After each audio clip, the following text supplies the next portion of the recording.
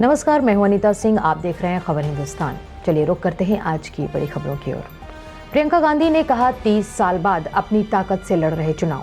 कांग्रेस नेता प्रियंका गांधी वाड्रा ने ट्वीट कर कहा कि पश्चिम उत्तर प्रदेश के मेरे प्यारे भाई बहनों, वोट की ताकत का इस्तेमाल अपने मुद्दों और प्रदेश के बेहतर भविष्य के निर्माण के लिए करिए। यूपी कांग्रेस में मेरे सभी साथी कार्यकर्ताओं और प्रत्याशियों को शुभकामनाएं। आपको गर्व होना चाहिए कि 30 साल बाद हम अपनी सीट पे अपनी ताकत से लड़ रहे हैं।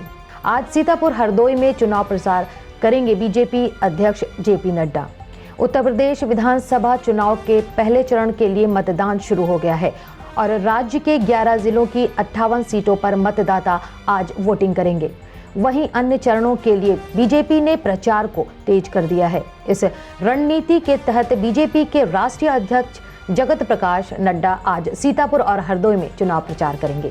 जेपी नड्डा रामलीला मेला ग्राउंड बिस्वा और सीतापुर के मेला ग्राउंड मचरेहता में जनसभा को संबोधित करेंगे और इसके बाद वह जनता इंटर कॉलेज भराड़ हरदोई में एक चुनावी रैली को संबोधित करेंगे।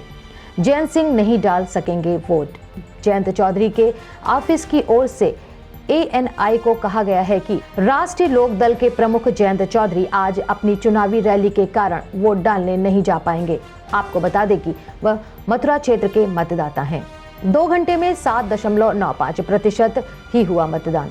उत्तर प्रदेश में पहले चरण में 11 जिलों की 58 सीटों पर मतदान जारी है। पहले 2 घंटों में वोटिंग की रफ्तार धीमी दिखी। सुबह 9 बजे तक सिर्फ 7.95% मतदान हुआ। बूथों पर मतदाताओं की लंबी लाइन लगी रही। मशीन खराब होने के कारण कई जगह बदली गई EVM मशीन। गौतम बुद्ध नगर जिले की तीनों विधानसभा में मॉक पोल के दौरान 33 VVPAT, 26 कंट्रोल यूनिट और 20 बैलेट यूनिट बदली गई हैं। दनकौर के अच्छेजा बुजुर्ग गांव में बूथ संख्या 163 पर 10 मिनट के लिए मशीन खराब होने के कारण मतदान रुका है। भट्टा गांव में मशीन खराब होने के कारण बाद में बदली गई है। मेहरभोज कॉलेज में मतदान के लिए लगी लाइन। ग्रेटर नोएडा ने एक बूथ पर मशीन को सैनिटाइजेशन नहीं होने का मतदाता ने किया विरोध। वहीं greater Noida Sirsa primary school में मतदान के लिए मतदाता कतार में खड़े हैं। मेहरभोज कॉलेज में मतदान के लिए लाइन लगी है। सिरसा बूथ पर 70 वर्षीय खेमचंद ने मतदान किया। वहीं पोलिंग बूथों पर सेल्फी पॉइंट खाली पड़ा है। लोगों को मोबाइल नहीं ले जाने दिया जा रहा है। 22 फरवरी को दिल्ली से शुरू होगी श्री रामायण यात्रा। भारतीय रेल की श्री रामायण यात्रा ट्रेन अपने अगले सफर के लिए पूरी तरह से तैयार है। श्री रामायण यात्रा ट्रेन 22 फरवरी सन 2022 को दिल्ली के सफदरगंज रेलवे स्टेशन से प्रस्थान करेगी। ये ट्रेन 19 रात और 20 दिनों में अपनी यात्रा पूरी करेगी।